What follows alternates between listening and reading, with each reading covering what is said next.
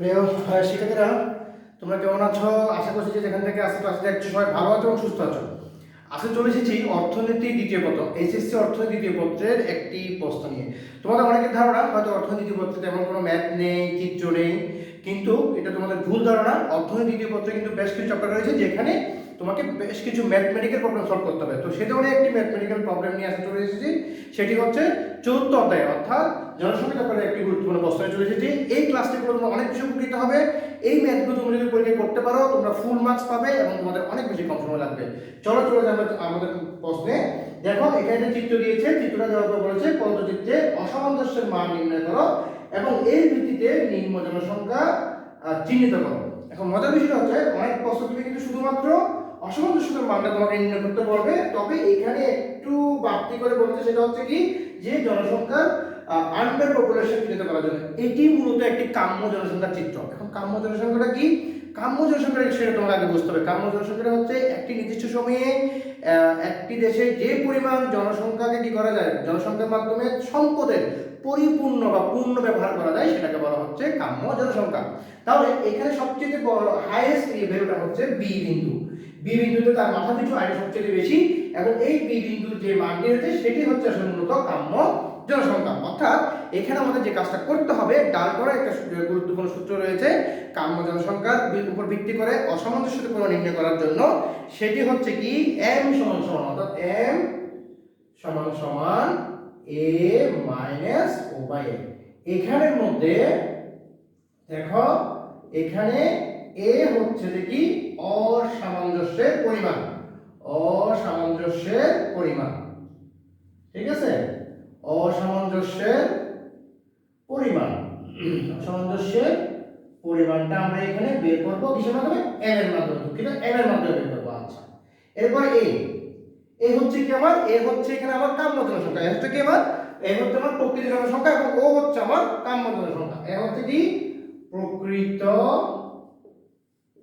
জনসংখ্যা এবং ও হচ্ছে আমার ওই যে বলেছিলাম কাম্য জনসংখ্যা।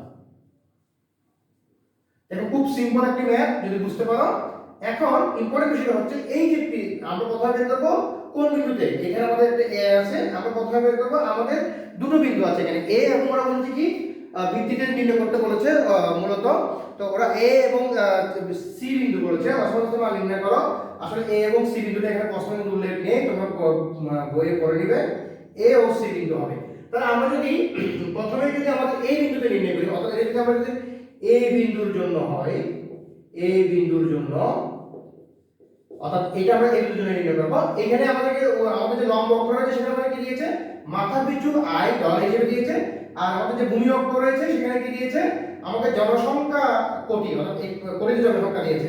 তাহলে আমি একটু আগে বলেছিলাম বি বিন্দুতে মাথা পিছু আয় সবচেয়ে বেশি, সেজন্য এখানে আমার যে জনসংখ্যাটা সেটা হচ্ছে কি আমার এটাই হচ্ছে আমার a, অর্থাৎ আমার প্রকৃত যে জনসংখ্যা সেটা হচ্ছে কত, এখানে আমার কাম্য জনসংখ্যা সেটা হচ্ছে কত 13 কোটি। অর্থাৎ 13 কোটি হচ্ছে কি আমার কাম্য জনসংখ্যা। কোন বিন্দুতে? আমার সি বিন্দুতে। দেখো দুঃখিত, a বিন্দুতে আমার কাম্য জনসংখ্যা হচ্ছে কত, আমরা যদি এখানে লিখি আমাদের m টা বের করতে হবে।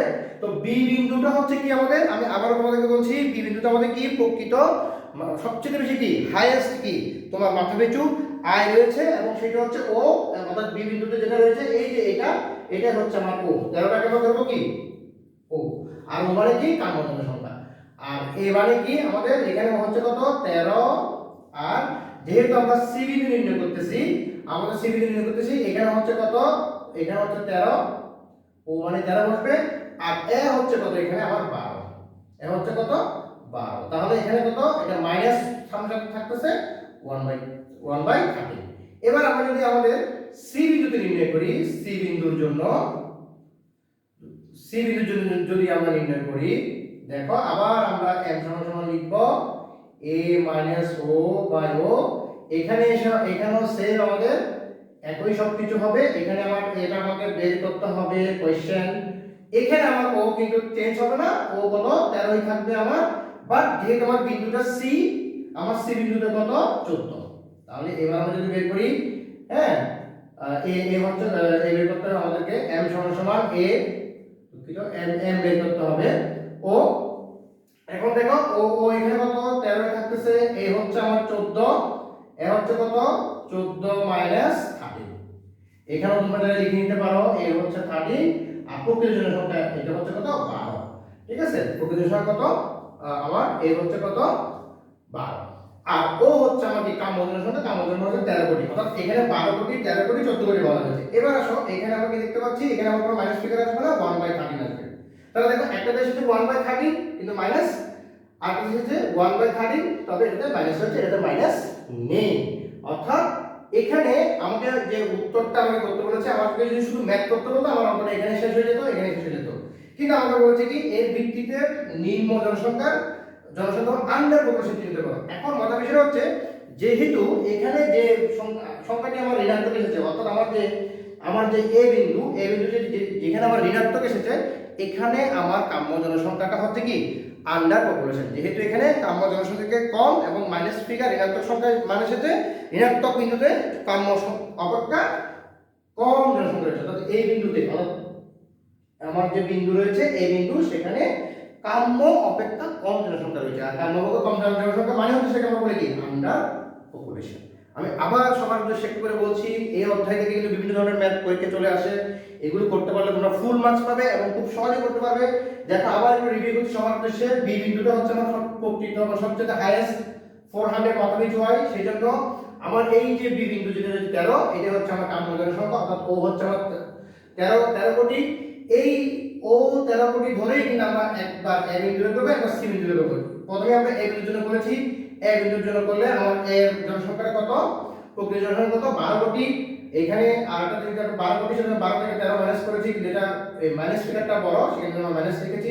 এখানে এসে আমরা সি বিন্দুতে নির্ণয় করেছি, সেখানে আমরা 14 দিয়েছি, 14 থেকে 13 গেলে 1, এখানে কোনো মাইনাস ফিগার নেই এবং যেহেতু এখানে এটা মাইনাস ফিগার সেজন্য এখানে আন্ডার পপুলেশন কিন্তু রয়েছে। আর কাম্য জনসংখ্যা কি বলেছিলাম, একটি নির্দিষ্ট জনসংখ্যা একটি নির্দিষ্ট সময়ে যদি তার সম্পদের সম্পূর্ণ ব্যবহার করতে পারে সেই জনসংখ্যাকে আমরা বলি কি কাম্য জনসংখ্যা।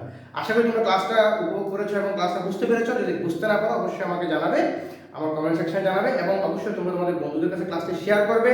এর পাশাপাশি তোমরা যদি আমার কাছে প্রাইভেট টিউশন নিতে চাও, তোমরা অবশ্যই আমার যে হোয়াটসঅ্যাপ নম্বর সেখানে যোগাযোগ করতে পারবে, স্বল্প ফিতে তোমরা প্রাইভেট টিউশন করতে পারবে। ধন্যবাদ তোমাদেরকে।